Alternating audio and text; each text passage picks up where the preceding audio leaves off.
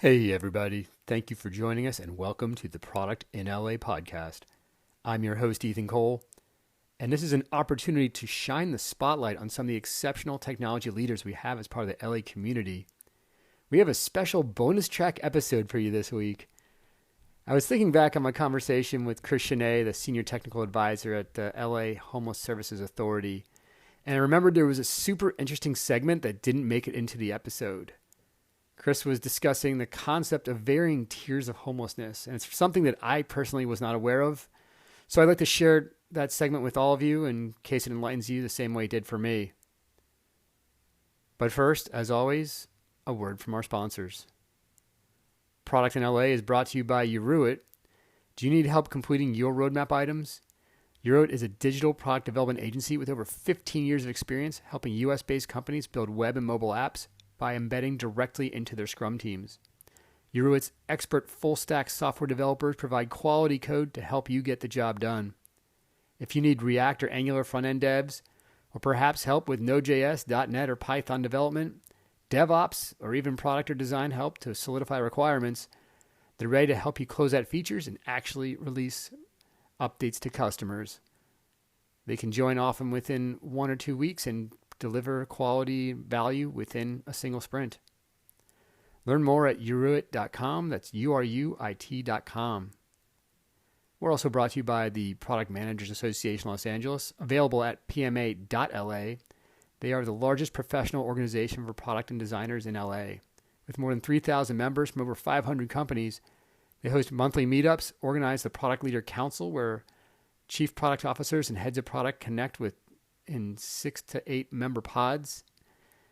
And they have a mentorship program where PMA connects working product managers with students from underrepresented groups. To learn more, go to pma.la. To learn more about the mentorship program, go to pma.la/mentorship.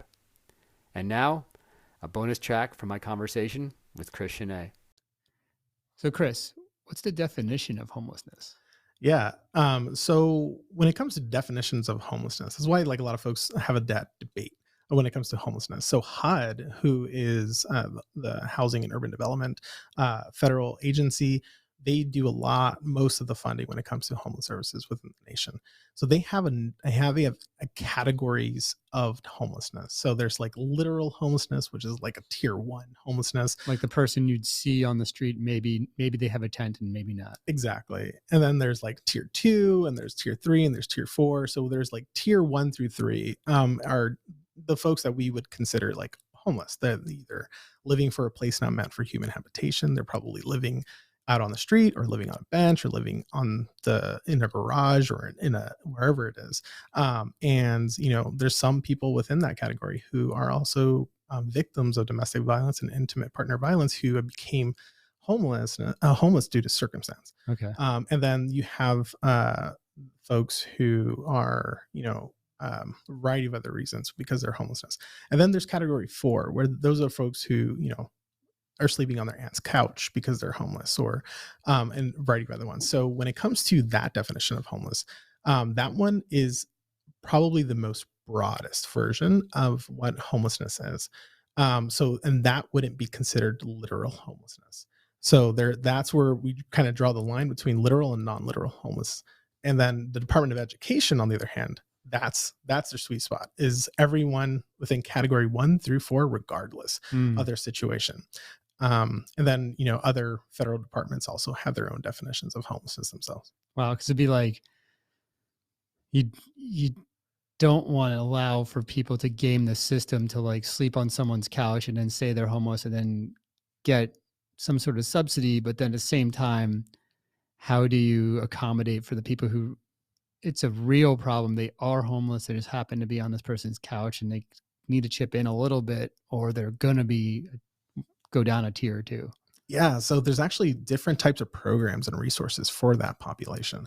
So we have prevention resources within Los Angeles County that can help when it comes to relocation. Like it may be like, someone came to LA, wanted to make it big, and they didn't make it big. So they're sleeping on a friend's couch, but all they really need is a plane ticket to go back to like Idaho or whatever it is. So, but they can't get that ticket.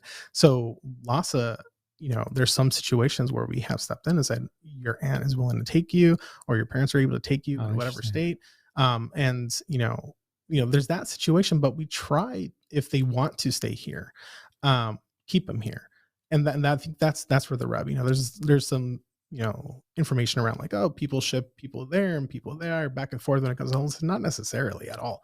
It's based off of what the client wants to do. If the client has social support systems in another community, do they want to move back there? Yes. Okay. Let's help you move back there. Yeah. If they have social supports in another community and they don't want to move back there, let's keep you here. Let's try to figure out how we can keep you within this space and try to figure out what type of resources you need and to connect you with. That's amazing. Yeah. And then like there's other types of resources that are non-funded through LASA, like that from DPSS locally. They're able to do relocation services, and a variety of other